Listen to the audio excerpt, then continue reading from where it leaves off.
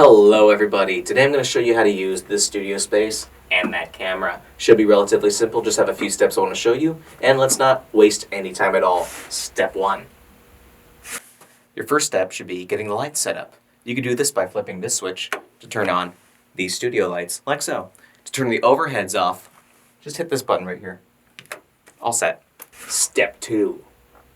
So first and foremost, if you do not have a battery in this camera, I recommend you find the battery. It should be on the charger, on the floor in the corner. All you have to do is slide it in like so, and make sure it clips in, just like that. To turn the camera on, I would recommend opening this LCD screen up just like that, and then flipping the switch to the left, like that. A green light should come on this side of the camera. It shows power and charge, and then the video should start coming up on the screen right here, and it should be on standby mode by default. Step 3. I would recommend leaving this camera in the exact same spot you found it.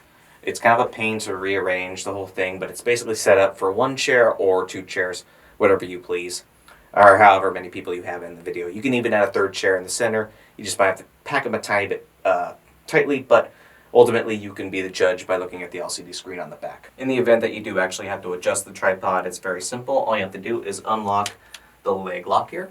You can pull it in or push it back out. Whenever you have the proper adjustments, just clip it right back, and you can do that to every single one of these tripod legs.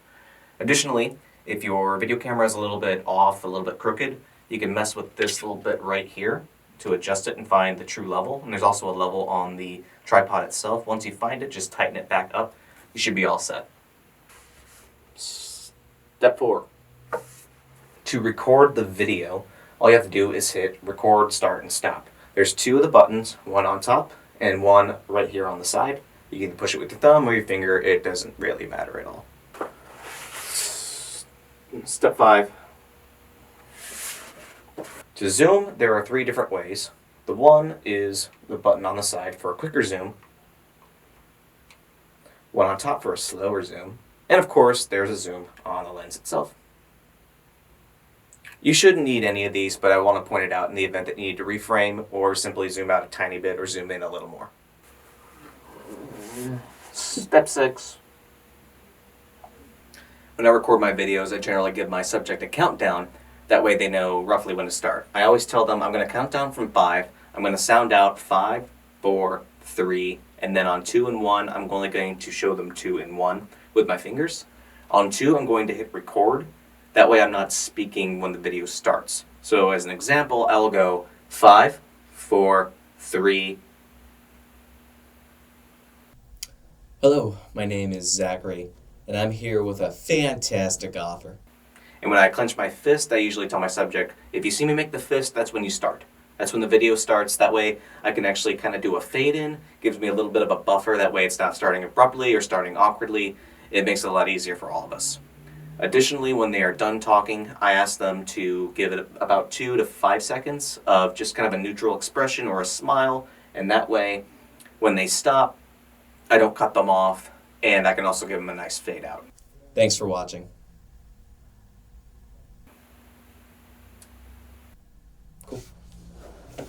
Also, one more tidbit. Try not to stare directly in your subject's eyes as you film them.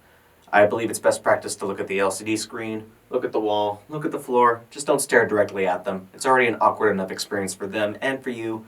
Don't make it worse.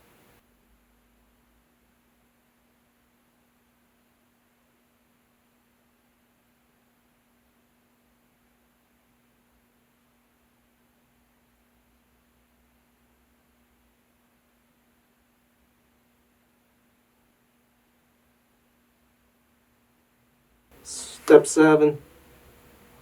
When you are done, simply flip this back the way that you had it to turn it off. Close the LCD screen like so. And if that battery happened to be drained, which you can tell by looking at the back of the LCD screen, there's a battery release button here on the back that you push in that releases the button.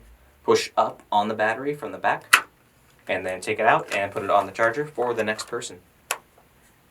Step 8. To retrieve your SD card from the back of the camera, all you have to do is flip this little part out and push on the SD card.